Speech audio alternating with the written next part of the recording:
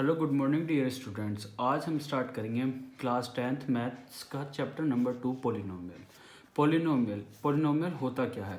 First of all इसमें एक term होती है, कोई भी एक टर्म ले लेते हैं जैसे 4x में आपका x क्या होता है? एक वेरिएबल होता है और आपका 4 नंबर पार्ट होता है और उसको हम कोफिशिएंट भी बोलते हैं। ठीक है। सेकंड उसके बाद आता है types of polynomial on the basis of term. अब टर्म के बेस पर आपके पोलिनोमियल जो हैं वो डिवाइडेड हैं 3 टाइप्स में। First monomial, second binomial and third trinomial. Monomial क्या होता है बेटा? जिसके अंदर आपकी एक नंबर और एक वेरिएबल आए वो आपका क्या होता है? मोनोमियल। जैसे 2x, 3x, 4x, 8x और 10x। ठीक है। सेकंड बायनोमियल क्या होता है बेटा? इसमें आपके दो नंबर्स आते हैं और एक वेरिएबल। जैसे आप यहाँ पर देख रहे हो 2x + 1, 5x + 2 and then 7x + 9। और भी एग्जाम्पल इसमें हो सकते हैं। थर्ड बेटा ट्राइनोमियल क्या होता है? इसके अंदर आपके दो वेरिएबल आते हैं, ठीक है, और आपके 3 नंबर्स आते हैं। जैसे 5x² - 2x + 8। ठीक है। उसके बाद बेटा आगे बढ़ते हैं डिग्री ऑफ पोलिनोमियल। अब पढ़ते हैं कि डिग्री क्या होती है।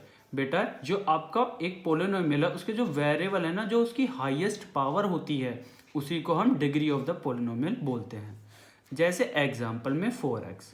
ठीक है। इसमें क्या है? आपका एक नंबर है और एक वेरिएबल। तो वेरिएबल की सबसे हाईएस्ट पावर क्या है? यहाँ पर देखो कुछ नहीं है तो यहाँ पर 1 मान लेते हैं, तो इसकी हाईएस्ट डिग्री क्या है? 1। और ये एक लीनियर पोलिनोमियल है। फिर सेकंड वन, जैसे आपको यहाँ पर दे रखा 6x² + 3x + 1। तो आप यहाँ पर देखिए कि वेरिएबल की सबसे हाईएस्ट पावर यहाँ पर क्या दिखाई दे रही है हमें? 2। तो इसकी हाईएस्ट डिग्री क्या है? 2। और ये क्या है? क्वाड्रेटिक पोलिनोमियल है। Third term cubic polynomial. Cubic polynomial में क्या होता है? इसमें आपका 4x⁻3, जिसमें आपकी x की पावर 3 है तो वो क्यूबिक, जिसमें x की पावर 2 है वो क्वाड्रेटिक, एंड देन जिसमें x की पावर 1 है वो आपका लीनियर पोलिनोमियल। तो इसकी हाईएस्ट डिग्री क्या हुई बेटा? वो हुई आपकी हाईएस्ट डिग्री 3। अब पढ़ते हैं बेटा zeros of polynomial. Zeros of polynomial क्या होता है? आपने यहाँ पर पढ़ा अभी कोई भी पोलिनोमियल है उसकी वेरिएबल की हाईएस्ट पावर को हम क्या बोलते हैं? Degree of the polynomial.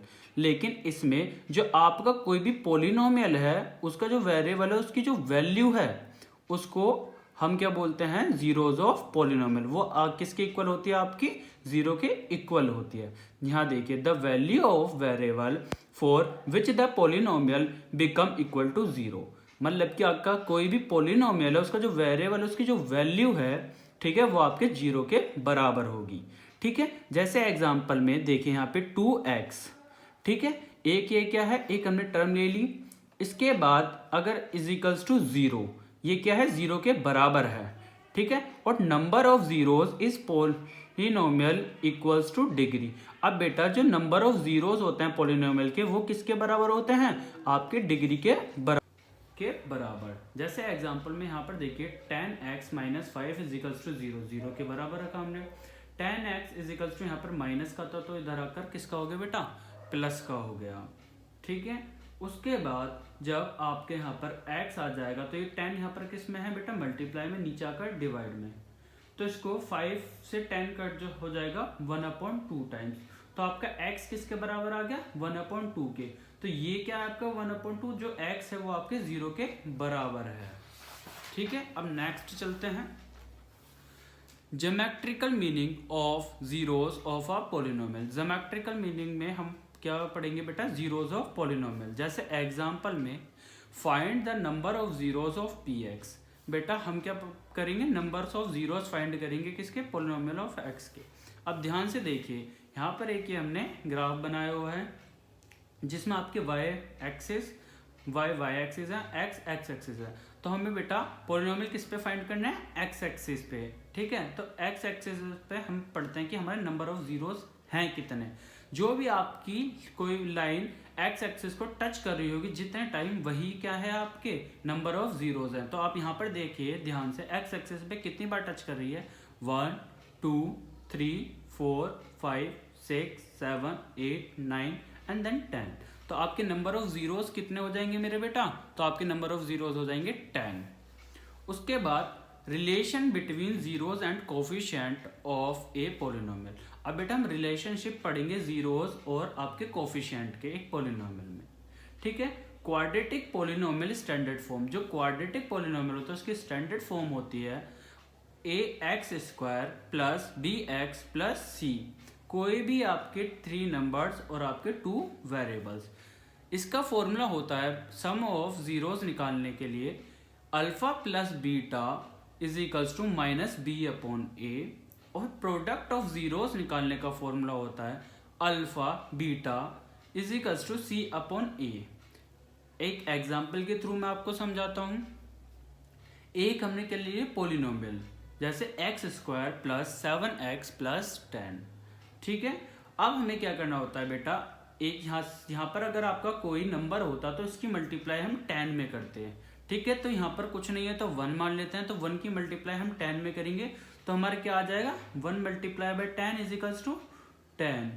अब हमें कोई एक ऐसा नंबर ढूंढना है, इसको प्लस माइनस या मल्टीप्लाई करके क्या आए हमारा आंसर 10 आए, और प्लस माइनस करके क्या आए 7 आए, मल्टीप्लाई करके 10 आए और प्लस माइनस करके क्या आए बेटा 7।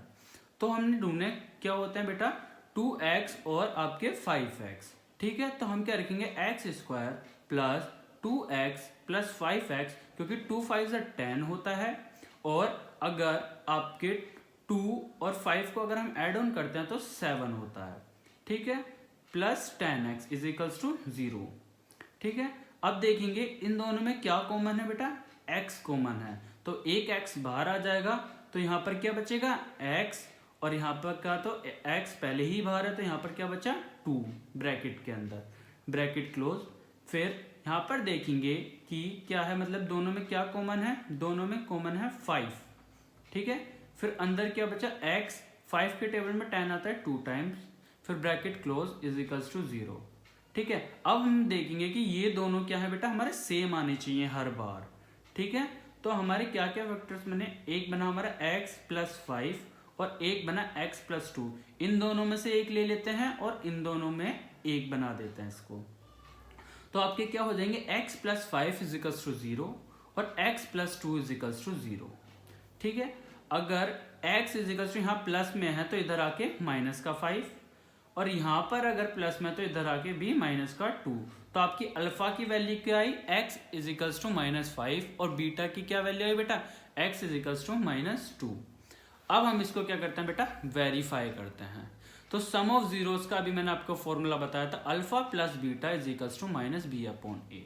तो हम क्या बेटा फर्स्ट टर्म, ठीक है, जो हमारा -5 आया था इसको हम अल्फा मान लेते हैं, और हमारा जो -2 आया था इसको हम क्या मानते हैं बेटा बीटा मानते हैं, ठीक है। कुछ नहीं, बस अब वैल्यूज रख दो। अल्फा आपसे क्या बोला, अल्फा अल्फा क्या है आपका -5, बीट फिर प्लस बीटा क्या है आपका -2 is equals to -b। -b का मतलब क्या है बेटा, यहाँ पर अगर आप ध्यान से देखोगे तो ये a b एंड c, तो आपका b क्या है 7, तो हमने यहाँ पर बेटा क्या लिखा है b की वैल्यू 7, साइन माइनस का था तो माइनस का ही लिखाएंगे लगाएंगे, और यहाँ पर a की वैल्यू यहाँ पर हमें कुछ नहीं दे रखी तो इसलिए हम यहाँ पर क्या लगा देते हैं बेटा 1 लगा देते हैं। फिर उसके बाद हम इसकी क्रॉस मल्टीप्लाई करते हैं। आपको पता है बेटा -5 ब्रैकेट खुलेगा तो ये भी आपका माइनस का 2 हो जाएगा, bracket close is equals to -7।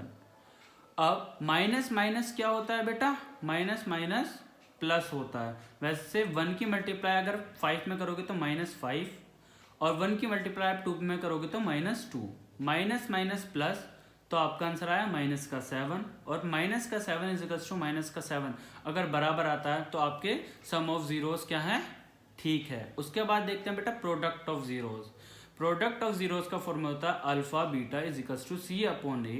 Alpha हमारा क्या रहा -5 multiply by beta -2 is equals to c क्या है बेटा, यहाँ पे अगर आप देखोगे तो नंबर क्या है 10, ठीक है। तो हमने c की जगह पर क्या रखा 10 और a की जगह पर 1, ठीक है।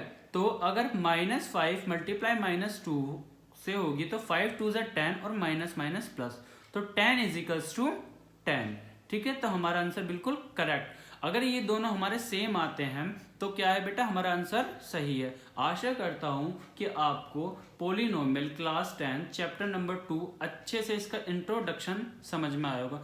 Thank you so much class. अगर आपके और डाउट्स होते हैं या फिर आपको कोई पीडीएफ या नोट्स या किसी भी क्वेश्चन से रिलेटेड इन्फॉर्मेशन चाहिए तो आप इस नंबर पर, वो ये व्हाट्सएप नंबर है, आप इस पर कॉन्टैक्ट करें या मैसेज डालें 7217850079। Thank you so much class.